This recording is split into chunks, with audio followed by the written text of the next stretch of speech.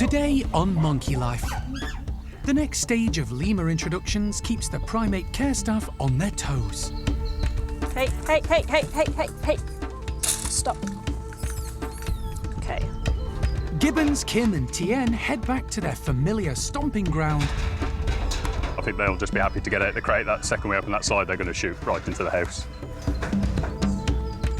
And as a heat wave takes hold, Tuan's orangutans keep it cool with giant ice lollies.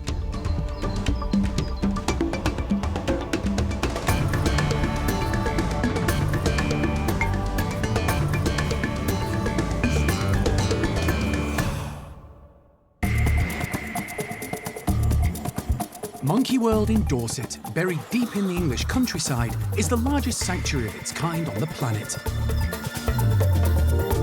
The team, led by Dr. Alison Cronin, rescue and rehabilitate abused and unwanted primates from all over the world. Box is secured into place, everything's good. The park provides a home for more than 250 primates from 24 different species.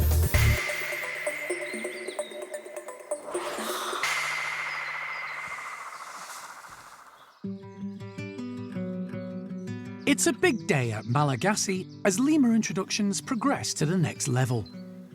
New boys Steve, Trevor and Dave, previously part of a private collection, are about to get together again with some of the park's original males, Himal, Indiana and Sirius.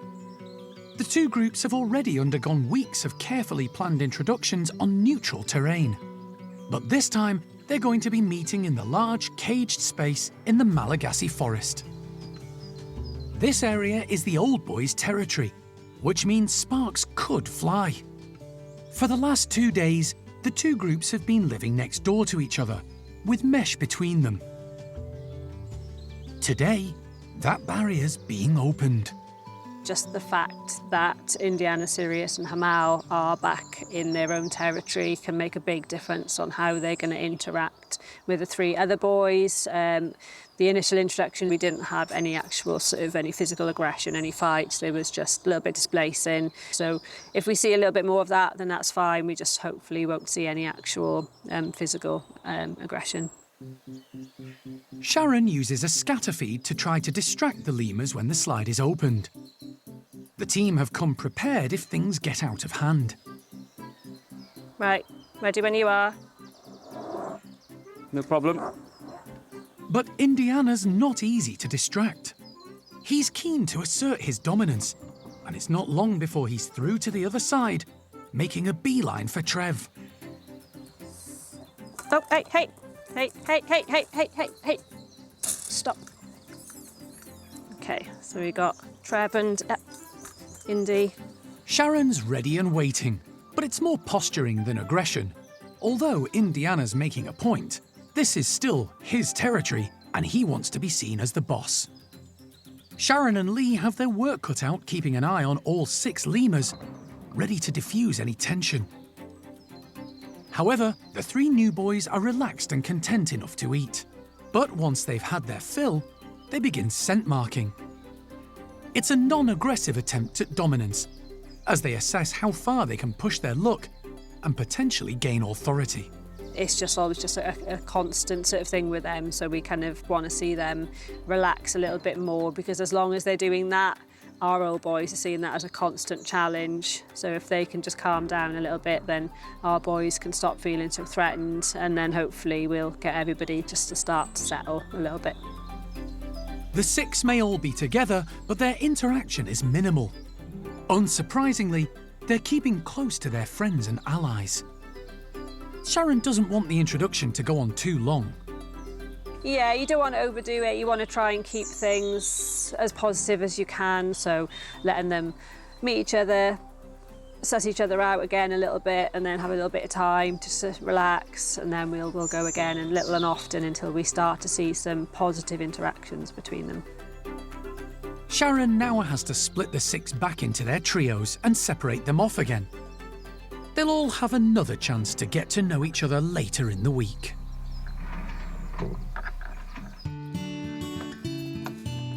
At Bart's chimp enclosure, there's an air of excitement among the housemates. They've been watching from the tunnels as the primate care staff put out this morning's breakfast. And it's something a bit different for the group. We're doing some cardboard tubes that have got peanut butter smeared on the inside. It's quite a nice one for them. They don't get a great deal of the sweet stuff like peanut butter because of Bart's diabetes. So they're very, very excited for it. We've got some that are hanging up like this one here. And that is to try and mimic up in the trees where they'd be ripping down parts of the bark, stripping out the bits from behind it. We've got lots of browse going in so they can use them sort of like termite mounds as well and try and dig it all out themselves. Lots of different ways for them to try and work out the best way to get it out. And then we're also putting the fruit in here for the morning as well, so there's going to be lots and lots of noise, I think. The food is spread around the enclosure, giving all the group a chance to get hold of something tasty. There's plenty to go around, not unlike in the wild, when chimps often come together to gorge on a glut of available fruit.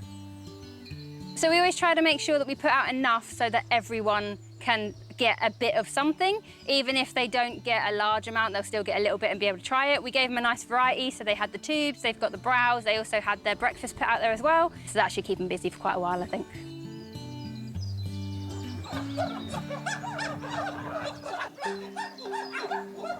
An excited troop pile out of the tunnels, with some heading straight up the climbing frames, while others stick to ground level in search of food. High ranker Beth loves her food and is very effective at gathering a hoard. Bart's role as dominant male means he has no problem acquiring as much food as he wants. But his medical condition means the care staff have to monitor his diet.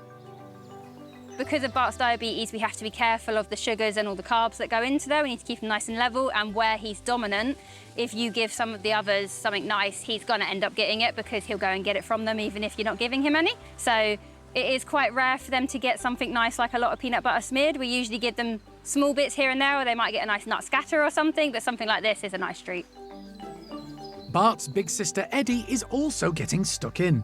The peanut butter tubes are proving to be such a hit, the excitable bunch are almost silent as they concentrate on eating. Even some of the lower-ranking individuals, like Athena, have managed to get more than their share. Clyn is one of 3 females in the group rescued from a laboratory in France in 1990. The other 2 were Kathy and Grisby, and the trio are still close 35 years on. A little tantrum earns Grisby a peanut butter tube from Gamba, and she takes it to show Clyn, seeking reassurance. Grisby, she's quite bold. Being one of the 3 lab girls we've got, they've all got quite a bit of confidence behind them and they back each other up quite nisely. So they're quite good when it comes to wanting to go and pick from certain individuals, especially if they know they've got the favour of the likes of Bart behind them as well. Grisby herself is definitely a bit of a character. She likes to mess around a little bit, loves a bit of play, likes to try and keep us on our toes. A more recent member of the troupe is Sasha, who arrived from Buenos Aires Zoo 3 years ago. She's now a fully integrated part of the community and has the backing of Bart and Gamba. Today's enrichment has been a good workout of body and mind for the chimps. Emma's pleased with how the group have tackled the task. They seem quite happy. They weren't as loud as we expected them to be, but it is quite a nice rare thing for them, and once they've all sort of got the pieces they want, they're nice and quiet and sort of settled down with them. So I think it's been a success. They haven't quite used the things the way we expected them to, so I haven't seen any use any of the browse to try and dig out any of the bits in the middle of the tubes, but they have been ripping down all the edges using their teeth and all of their nails and their fingers, which is nice and natural for them. It kind of mimics that ripping down the bark and trying to get to that sap on the inside. So it's still encouraged that natural behaviour, and it's kept them busy and happy for a bit as well.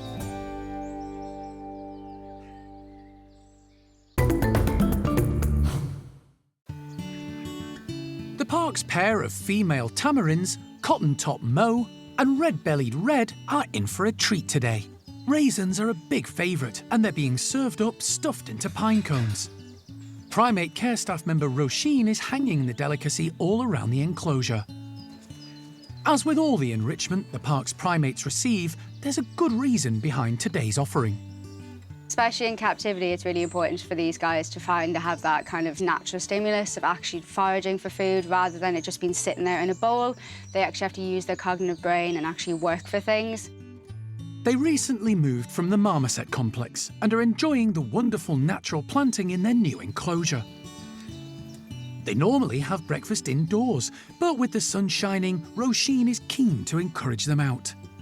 They're big raisin fans. Obviously, we can only give them a small food portion compared to the fruit that they get in the wild. So when they do get raisins, things like that, that sugariness they go nuts for. Absolutely love it. Roisin opens up the enclosure and, unexpectedly, it's Red who's first in to check things out. Mo, who loves her food, hangs back. Mo, come on. Mo, come on.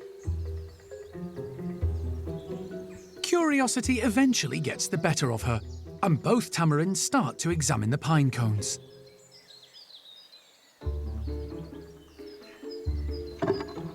But accessing them isn't straightforward.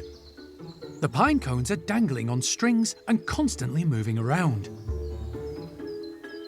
The two females need to control the pine cones while trying to extract a raisin. After a bit of practice, they get the hang of it. At one point, Mo lets Red take over her cone. They're actually sharing, which is, I wasn't 100% sure if they'd be okay with sharing, especially something like high food item like raisins. I didn't know if they'd be okay with sharing that, but they're actually doing really better than I thought they would be. The two Tamarins come from very different backgrounds. Mo arrived from Longleat Safari Park as a companion for Uncas, who's now sadly passed away. But Red's story is quite traumatic. Found abandoned in a cage in an empty flat and lacking food and water, she was brought to Monkey World by the RSPCA. When she arrived at the park, the team attempted to pair her with a marmoset, which didn't work out. So when Uncas passed away, she was paired up with Mo. Her background probably explains why the pair react so differently at mealtimes. Mo is kind of the lady in charge, very much so. As soon as we're in, she's the first one. She's sitting on her station platform. She's ready and waiting, whereas Red, she just gets very excited and amped up about food. Obviously, being left in an abandoned house with no food, she has a very sort of toxic relationship with it now, so she gets very overwhelmed and excited. So in the morning, she's very much so screechy. Once she gets her breakfast, she sort of chills out then for the rest of the day. But Mo's definitely more in charge, but Red is she's getting there. I think she's building up her confidence a bit, especially having this enclosure now. I think it's sort of giving her a bit more confidence, which is nice. The pair's bond is growing and they're mostly content in each other's company. They'll have the rest of the day to forage for raisins in their leafy enclosure.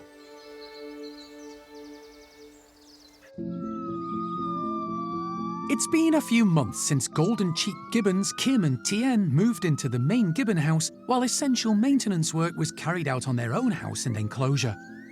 The plan was to move the pair into the old Loris house, which was being renovated for them, and would connect with a new tunnel to their huge outdoor enclosure.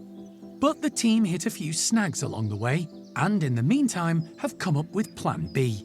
This means moving the two golden-cheeked gibbons back to their previous house, and today they're being crated up ready for the short journey. Sean has got his team ready to go. They're going to get them into a crate that he's preset in their enclosure.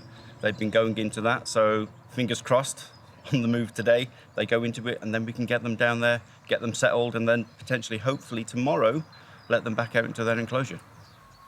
The team are well practiced in moving animals around, and the crate has been left in situ for a couple of days so Kim and Tien can get used to it. Hello. I know. It's not a fun time. Don't tell me off.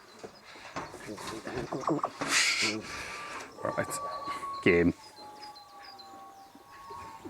To keep the gibbons' stress levels to a minimum, the aim is to move them together in the same crate.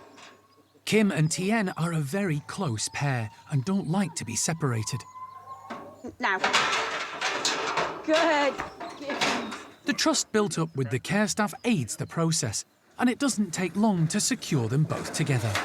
Came in really well, fair play to him, considering it's only been a weekend of crate training.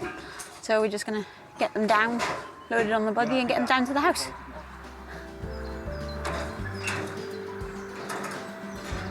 It may be a short journey to their previous home, but once there, the team have to carry the crate the length of the large enclosure to link it up to the tunnel leading into the house. You got the strap? Yeah.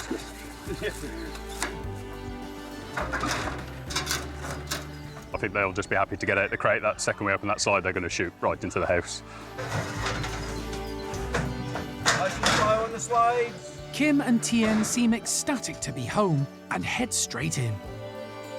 They seem pretty relaxed, and just for the rest of the day, they're going to have their outer tunnels to move around in, just so we're 100% happy they're definitely settled before tomorrow they go back outside and finally back out in the trees. It's not an unfamiliar environment. I think they're just going to be just happy to be back. In the meantime, work on their new house will continue. The country is in the grip of a heatwave. And at the park, the primate care staff are doing their best to keep the primates cool and hydrated. For Tuan's group of orangutans, this means some pretty heavy-duty lifting is needed.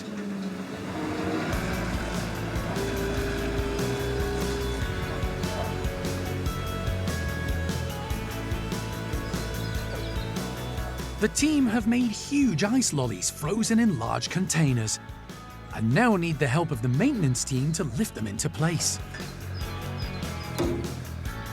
We're trying to do anything that we can just to try and keep the orangutans cool.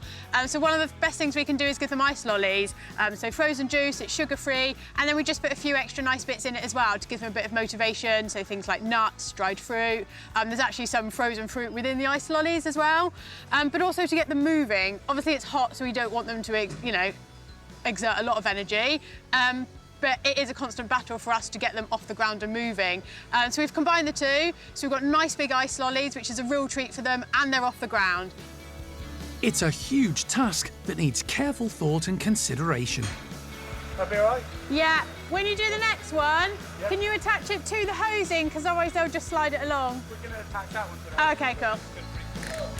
The ices are extremely heavy, so every precaution is taken to make sure the group of 5 stay safe and get to have some fun. I think they're going to really enjoy them. The chimps are getting excited and they're just next door, but hopefully once you let the orangutans out, they're going to come out. It's something different for them. As soon as they spot them, they should go straight up and to them. So fingers crossed, I think they'll love them. The ices have been distributed around the large enclosure to make sure everyone gets a share.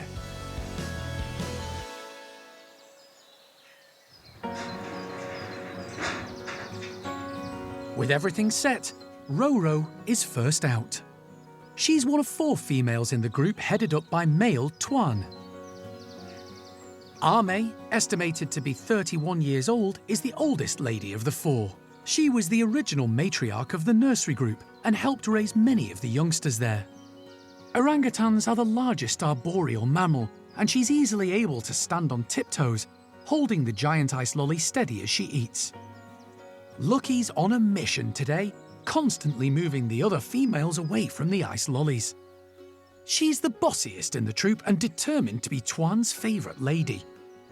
She cleverly holds a giant lolly steady in order to suck the juice from the centre as it melts. Tuan has an advantage. His canine teeth are much bigger than the females in the group, and he's able to use them to break the ice apart. His fingers were bent and broken when he was rescued 23 years ago, which may be another reason he opts to bite into the ice. Mimi uses her strong dexterous fingers to carefully prise out the nuts and pieces of fruit encased in the ice.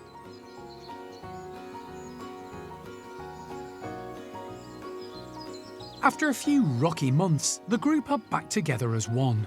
Roro and Lucky's relationship is often fractious, and the team have had to separate them in the past. But for now, they're tolerating each other. And it's a bonus to see Roro truly involved. She's comfortable enough to join Tuan who allows her to stay and share his lolly. Over this past year, we've worked really hard to try and get them back together again. Last year, Mimi joined the group, and I think that did help a little bit. It gave them another focus, but also just having another youngster there, I think it's also sort of mellowed the older ladies a little bit as well. But to see Roro getting involved in tasks like this that involve really high value items of food is really good. She wants to, and Lucky is now starting to allow her to. So it's really nice to see that relationship progress slightly.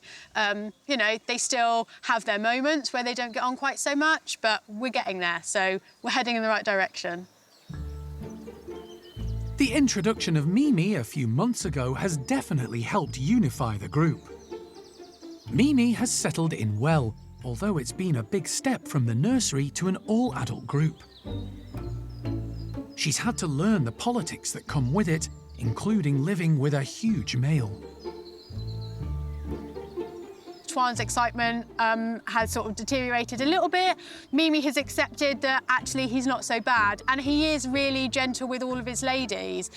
So it's nice now to see that that's blossomed, and they're quite happy just to sit in the same hammock sharing an ice lolly together.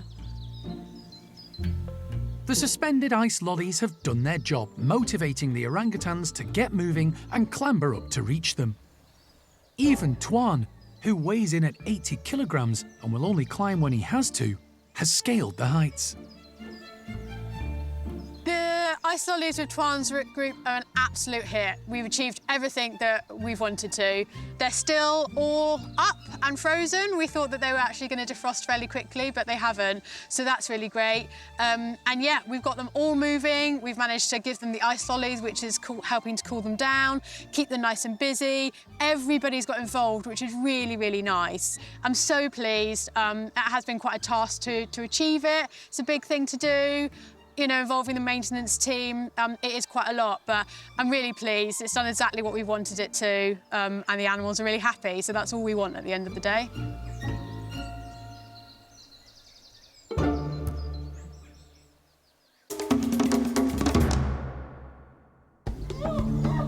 Next time on Monkey Life. In Dao Tien, a group of misbehaving Duke monkeys, previously released into the wild area, are back and causing trouble. They've been harassing their keepers, quite predatory, leap on the gibbon cages. And in Dorset, lemurs on patrol, as twins Kurt and Friedrich, along with their pal Al, explore their temporary new home.